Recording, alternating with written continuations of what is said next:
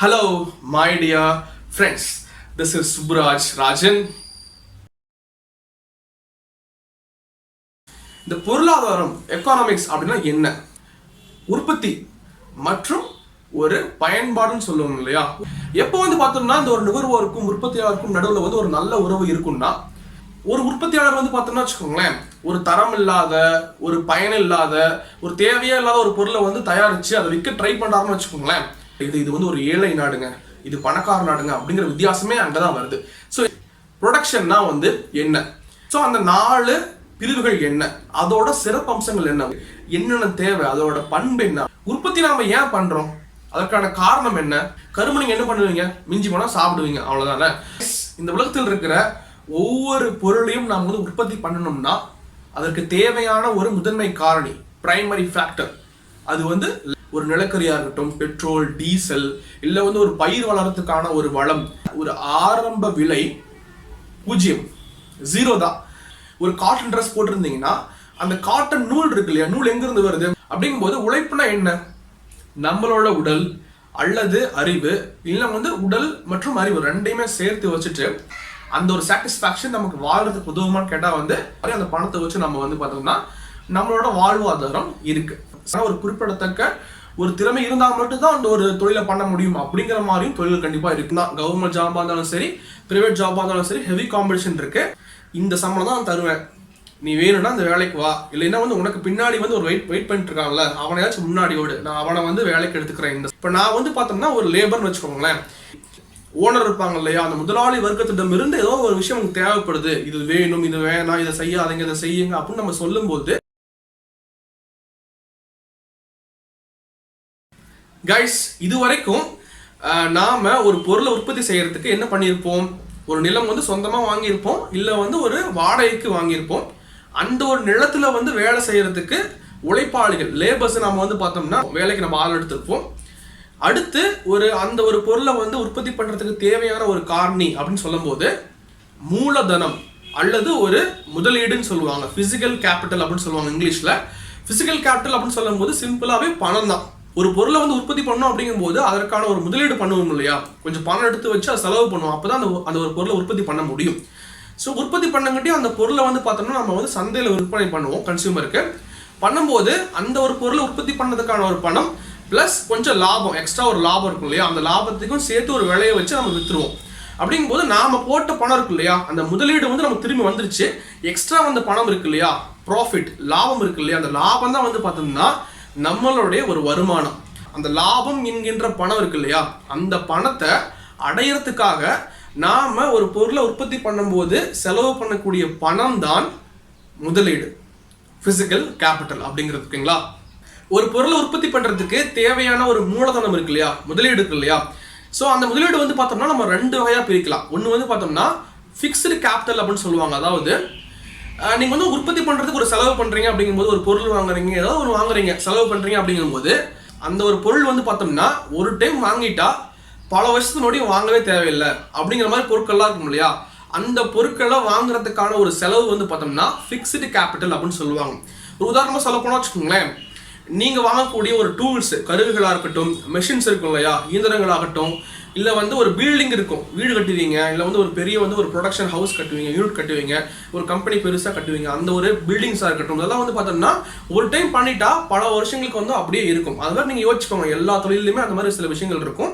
Next பார்த்தோம்னா working capital அப்படின்னு சொல்லுவாங்க. அதாவது அந்த உற்பத்தி பண்றதுக்காக ஒரு பொருளை வாங்குறோம் அப்படிங்கும்போது அது சீக்கிரமா தீர்ந்து போயிடும் இருக்கும் இல்லையா, சீக்கிரமா தீர்ந்து போற பொருட்கள் வாங்கக்கூடிய அந்த ஒரு பணம் தான் பார்த்தோம்னா ஒர்க்கிங் கேபிட்டல். ஒரு உதாரணமா சொல்ல போனா வச்சுக்கோங்களேன், ஒரு பொருளை தயாரிக்கிறதுக்கு தேவையான ஒரு மூலப்பொருட்கள், ரா மெட்டீரியல்ஸ் எல்லாம் சீக்கிரம் தீர்ந்து போயிடும். ஒரு கரண்ட் இருக்கும் இல்லையா, எலக்ட்ரிசிட்டி, ஸோ அதுவும் சீக்கிரம் தீர்ந்து போயிடும். ஸோ பணமும் கூட சீக்கிரம் தீர்ந்து போயிடும். அப்படிங்கிற மாதிரி தான் ஒவ்வொரு தொழிலுக்கும் ஒவ்வொரு ஒர்க்கிங் கேபிட்டல் நிறைய இருக்கும், வித்தியாசமா இருக்கும். நான் ஜென்ரலா சொல்றேன். ஓகேங்களா, அதே சமயத்துல நீங்க செலவு பண்ணி வாங்கக்கூடிய பொருட்கள்லாம் பார்த்தோம்னா அதுவே வேலை செய்யாது. சரிங்களா, ஒரு இயந்திரமா இருந்தா கூட நீங்க அதை ஆன் பண்ணாதான் பார்த்தோம்னா அது வேலை செய்யும். அப்படிங்கும்போது மனிதனுடைய ஒரு உழைப்பு, மனிதனுடைய ஒரு கண்காணிப்பு இந்த ஒரு பொருட்களுக்கு தேவைப்படுது அப்படிங்கிறது தான் இந்த ஒரு பிசிக்கல் கேபிட்டல். ஒரு முதலீடு இருக்கு இல்லையா, அதை நீங்க பார்த்தோம்னா கம்மியாகவும் பண்ண முடியும், அதிகமான பணமும் போட்டு முதலீடு பண்ண முடியும். அது உங்களோட கையில தான் இருக்கு.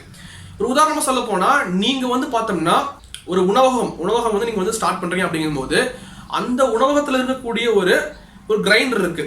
ஸோ அந்த கிரைண்டரில் நீங்கள் மாவாட்டுறீங்க அப்படிங்கும்போது அந்த கிரைண்டருக்கான செலவு நீங்கள் பண்ணாமல் இருக்க முடியும். ஏன்னா அது வந்து கிரைண்டர் தான் வந்து மாவாட்ட முடியும்னு கிடையாது. நீங்கள் வந்து நீங்களாகவும் மாவாட்டலாம், இல்லை வந்து இன்னொருத்தரை ஒரு வேலையாள வச்சு அவங்களுக்கும் மாவாட்ட வைக்கலாம். அப்படிங்கிற போது அங்கே நீங்கள் வந்து அந்த இயந்திரத்துக்கான செலவு நீங்கள் பண்ணாமல் இருக்க முடியும், பண்ணவும் முடியும் அப்படிங்கிற மாதிரி தான். ஆனால் ஒரு 100 வருஷத்துக்கு முன்னாடி வரைக்கும் பார்த்தோம்னா வச்சுக்கோங்க, நிறைய மிஷின்ஸ் கிடையாது. இப்போ வந்து எல்லா தொழிலையுமே வந்து பார்த்தோம்னா மிஷின்ஸ் கண்டிப்பாக இருக்குது. ஒரு குடிசை தொழிலிருந்து ஆரம்பித்து ஒரு பேங்க் வரைக்கும் எல்லா இடங்களையும் மிஷின் தான் வேலை செய்யுது, முக்கால்வாசி வேலை அப்படிங்கிற மாதிரி. மனிதனுடைய உழைப்பை குறைக்கிற எந்த ஒரு இயந்திரமும் எல்லாமே சொல்றேன், அதெல்லாமே நம்ம வாங்கி நம்ம பயன்படுத்திட்டு இருக்கோம். அப்படிங்கும்போது மனிதனுடைய உழைப்புங்கிறது ரொம்ப கொஞ்சம் கம்மியா ஆயிட்டு இருக்கு அப்படிங்கிற மாதிரி தான். ஒரு தொழில் நம்ம ஸ்டார்ட் பண்றோம் அப்படிங்கும்போது அந்த இடத்துல நிறைய விதமான பணம் போட வேண்டிய ஒரு சுச்சுவேஷன் இருக்கு. முன்னெல்லாம் அப்படி கிடையாது. முன்னெல்லாம் வந்து வேலை செய்யறவங்களுக்கு வந்து நம்ம வந்து பார்த்தோம்னா சம்பளம் கொடுத்தா போதும், அதுதான் இருக்கும். அப்புறம் ரா மெட்டீரியல்ஸ் இருக்கும். அதுதான் நமக்கு ஒரு தொழில் செய்யும் போது நிறைய பணம் தேவைப்படுகிறது முன்னாடி விட. அப்படிங்கும் போது நிறைய பணம் தேவைப்படும் போது நம்ம என்ன பண்றோம், எல்லாத்துலயும் பணம் இருக்காது. அப்படிங்கும் போது ஒரு தனி நபர் கிட்ட இருந்தோ இல்ல வந்து ஒரு வங்கி கிட்ட இருந்தோ நம்ம வந்து கடன் வாங்குறோம், லோன் வாங்குறோம். அப்படிங்கிற மாதிரி தான் எல்லாரும் லோன் வாங்கி ஒரு பிசினஸ் ஸ்டார்ட் பண்றோம், ஒரு பொருளை உற்பத்தி பண்றோம். அப்படிங்கும் போது ஓகே தான், நல்லா போயிட்டு இருக்கு. ஆனால் அந்த கடனுக்கான வட்டி விகிதம் இருக்கும் இல்லையா, இன்ட்ரெஸ்ட் ரேட்டு, அதை பார்க்கும்போது தான் கொஞ்சம் தலை சுத்துற மாதிரி எனக்கு இருக்கு. கடைசி மற்றும் முக்கியமான ஒரு உற்பத்திக்கு தேவையான ஒரு காரணின்னு பார்க்கும்போது தொழில் முனைவோர் அல்லது தொழில் அமைப்பு. இங்கிலீஷ்ல வந்து நிறைய வார்த்தைகள் இருக்கு. அதாவது ஒரு entrepreneurship, human resource, human capital அப்படின்னு நிறைய வார்த்தைகள் இருக்கு. நம்ம ஒரே ஒரு வார்த்தை யூஸ் பண்ணிக்கலாம், ஓகேங்களா? அதாவது ஒரு ஹியூமன் கேபிட்டல் அப்படின்னு வச்சுக்கலாம், ஓகேங்களா? அதாவது இதுக்கு முன்னாடி பார்த்துருப்போம் இல்லையா, ஒரு 3 காரணி பார்த்துருப்போம். உற்பத்திக்கு தேவையான 3 காரணி பார்த்துருப்போம். லேண்ட், நிலம், அடுத்து உழைப்பு அதாவது லேபர், அடுத்து முதலீடு அதாவது ஒரு பிசிக்கல் கேபிட்டல் பார்த்துருப்போம். இந்த 3 காரணிகளையும் வந்து பார்த்தோம்னா எவ்வளோ தேவையோ அவ்வளோ எடுத்துக்கிட்டு அதை ஒருங்கிணைக்கிறது, கம்பைன் பண்ணி ஒரு தரமான எல்லாத்துக்கும் பிடிச்ச மாதிரி வந்து பார்த்தோம்னா ஒரு உற்பத்தி பொருளை வந்து அவுட்புட்டா வெளியே கொண்டு வர தெரிஞ்ச ஒரு நாலேஜ் இருக்கிற ஒரு மனுஷங்க இருப்பாங்க இல்லையா. ஸோ அவங்க தான் வந்து பார்த்தோம்னா தொழில் முனைவோர், ஆண்டர்பிரினர், ஹியூமன் கேபிட்டல் அப்படின்னு சொல்லுவாங்க. லேண்டு, லேபர், பிசிக்கல் கேபிட்டல் வந்து சேர்க்கறது அவ்வளோ வந்து ஈஸி கிடையாது. நிறைய பிரச்சனை இருக்கும், நிறைய இடர்பாடுகள் வரும். அப்படிங்கும்போது அதையும் சமாளிச்சு கரெக்டாக வந்து அந்த வேலையை முடிச்சு கரெக்டான அவுட்புட் கொண்டு வரணும். அதுதான் வந்து இந்த தொழில் முனைவோரோட ஒரு வேலை அப்படிங்கிற மாதிரி தான், ஓகேங்களா? இன்னும் சில கடமைகளும் வந்து பார்த்தோம்னா உங்களுக்கு இருக்கு. அதாவது சமுதாயத்துல மக்களுக்கு என்ன வேணும், மக்களுக்கு எதுல விருப்பம் இருக்குது, எந்த மாதிரி பொருட்கள் அவங்களுக்கு வேணும், எது மக்களுக்கு பயன்படும் அப்படிங்கிற பொருட்கள்லாம் பார்த்து தயாரிக்கணும், உற்பத்தி பண்ணணும். அதே சமயத்துல சமுதாயத்துல வந்து பார்த்தோம்னா நம்ம யூஸ் பண்ற பொருட்கள் அனைத்துமே வந்து இவங்க தான், இந்த மாதிரி தொழில் முனைவர்கள் தான் வந்து பார்த்தோம்னா குடிசை தொழில் ஆரம்பிச்சு பெரிய பெரிய கம்பெனி வரைக்கும், பல $1 மில்லியன் இருக்கிற கம்பெனி வரைக்கும் வந்து இருக்கிற ஒரு ஆண்டர்பிரினர்ஸ், தொழில் முனைவர்கள் தான் வந்து பார்த்தோம்னா இந்த ஒரு பொருட்கள் எல்லாத்தையும் தயாரிக்கிறாங்க. நாம அதான் யூஸ் பண்ணிட்டு இருக்கோம் இந்த சமுதாயத்துக்குள்ள. அப்படிங்கும்போது ஒரு சமுதாயம் வந்து நல்ல ஒரு சமுதாயமா, நல்ல ஒரு மேம்பட்ட ஒரு சமுதாயமா இருக்கணும்னா இந்த மாதிரி ஒரு தொழில் முனைவோர்கள் வந்து கரெக்டான ஒரு பொருளை உற்பத்தி செய்யணும். அப்படிங்கும்போது அவங்களுக்கு இது ஒரு பொறுப்பும் கண்டிப்பா இருக்கு, சரிங்களா? அடுத்து வந்து ஒரு புதுசா உற்பத்தி பண்ணும்போது புதுசான ஒரு இனோவேஷன்ஸ் கொண்டு வரலாம். ஒரு பொருளை உற்பத்தி பண்றாங்கன்னா அந்த பொருளை உற்பத்தி பண்றதுக்கு என்னென்ன செலவு பண்ணணும், அந்த பொருளை வந்து உற்பத்தி பண்ற அந்த ப்ரொடக்ஷன் யூனிட் இருக்கும் இல்லையா, அந்த ஒரு கம்பெனி வந்து எந்த இடத்துல இருக்கணும், யாரால் நம்ம வேலைக்கு எடுக்கணும், என்ன எல்லா விஷயங்களும் இவங்க தான் வந்து பார்த்தோம்னா மேனேஜ் பண்ணணும் அப்படிங்கிறது தான், சரிங்களா? அதுக்கு தான் வந்து பார்த்தோம்னா இந்த மாதிரி ஒரு நாலேஜ் கொண்ட ஒரு மக்கள் தேவைப்படுறாங்க. அவங்க தான் வந்து பார்த்தோம்னா ரொம்ப ரொம்ப முக்கியம் உற்பத்திக்கு அப்படிங்கிறது தான், சரிங்களா? ஒரு கன்சியூமராக நம்ம இருக்கும்போது நமக்கும் வந்து ஒரு முக்கியமான ஒரு பொறுப்பு இருக்கு. அதாவது மார்க்கெட்டில் வரக்கூடிய நல்ல பொருட்களையும் கெட்ட பொருட்களையும் பிரித்து பார்த்து நல்ல பொருட்களை மட்டும் வாங்கி பயன்படுத்தணும். அப்போ தான் அந்த பொருட்களை உற்பத்தி பண்ணுற உற்பத்தியாளருக்கும் ஒரு என்கரேஜ்மெண்ட்டாக இருக்கும். ஃபர்ஸ்ட் நமக்கு நல்ல பொருட்கள் என்ன, கெட்ட பொருட்கள் என்ன அப்படின்னு பிரித்து பார்க்கறதுக்கே வந்து ஒரு நாலேஜ் தேவைப்படுது. அந்த ஒரு நாலேஜை எல்லா கன்சியூமரும், ஒவ்வொரு மனிதரும் வந்து வளர்த்துக்கணும். அந்த ஒரு நாலேஜை வெறும் ஒரு சினிமா நடிகரோ ஒரு கிரிக்கெட் வீரரோ வந்து ஒரு விளம்பரத்தில் வராங்க அப்படிங்கிற ஒரே காரணத்திற்காக அந்த பொருளை கண்மூடித்தனமாக வாங்கி பயன்படுத்தாதீங்க. அந்த பொருளோட ஒரு உண்மைத்தன்மையை வந்து நீங்கள் ஆராய்ந்து அப்புறம் வாங்கி பயன்படுத்துங்க. ஒரு பாக்கெட்டில் வந்து ஒரு பொருள் வருதுன்னா வச்சுக்கோங்களேன், அந்த பாக்கெட்டில் நிறைய ஃபோட்டோஸ் கொடுத்துருப்பாங்க. அந்த ஃபோட்டோஸில் இருக்கிற ஒவ்வொரு பொருளும் வந்து அந்த ஒரு ப்ராடக்ட்டில் வந்து உபயோகப்படுத்திருக்காங்களா, உபயோகப்படுத்தினாலுமே அது எந்த அளவுக்கு உபயோகப்படுத்திருக்காங்க அப்படிங்கிறத வந்து தெரிஞ்சுக்கோங்க. அந்த பேக்கெட்டுக்கு பின்னாடி வந்து இன்க்ரீடியன்ட்ஸ் அப்படின்னு சொல்லி ஒரு பாக்ஸ் இருக்கும்.